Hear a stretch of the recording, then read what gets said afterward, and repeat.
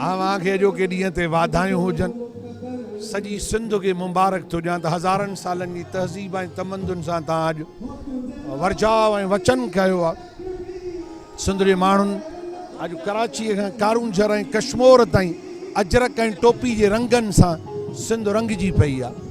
तोड़े जो वसीलनि जी फुरलुट आहे, गुरबत आहे, एक्स्ट्रा जुडिशल किलिंग आहे, नाइंसाफ़ी जो राज आहे। इन सॼे ज़ुल्म जे ख़िलाफ़ अॼु गॾियल इज़हार कयो अथऊं। सिंध जी फतेह थींदी, इंसानी जे दुश्मननि जी शिकस्त। अॼु सिंध जे माण्हुनि हज़ारनि सालनि जी पंहिंजे तहज़ीब ऐं तमंदुनि सां वर्जाव कयो आहे। तोड़े जो महराण जी मौजुनि ते कब्ज़ो आहे, समुंड जी पैदावार ते कब्ज़ो आहे, तेल गैस ऐं ख़ुशहाली जे ज़रियनि ते कब्ज़ो आहे। हर तरफ़ बुख, बेरोज़गारी ऐं क़ौमी जबर आहे। सिंध उन जबर, बुख ऐं बदहाली, मज़हबी इंता पसंदी जे बावजूदि सिंध जा माण्हू इनकार करे बीठा आहिनि त असांखे गैर जमहूरी फ़ैसिला क़बूल न आहिनि। सिंध इनकार कयूं बीठी आहे त मज़हबी इंता पसंदी न खपे, माणपो खपे। पंहिंजे माहौल जो तहफ़ुज़, पंहिंजे धरती जो तहफ़ुज़ ऐं इंसानियत जे वेरनि जे ख़िलाफ़ जेका प्यार, अमुन ऐं तरक़ीअ जी राह आहे उन ते मज़बूती सां बीहूं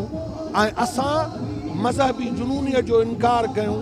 असां इल्मु हासिलु कयूं। नवां भर्ती थियल उस्तादनि ऐं पुराणनि उस्तादनि, माउरुनि, भेनरुनि, भाउरनि ऐं पीरनि खे चवंदुसि त तालीमी इदारनि में वधि खां वधि क्लासिस हलायो, बहितर तालीम जो निज़ाम पाण विझो। हुकुमरान तव्हांखे न ॾींदा। इल्म जे नूर सां सिंध खे रोशन कयो।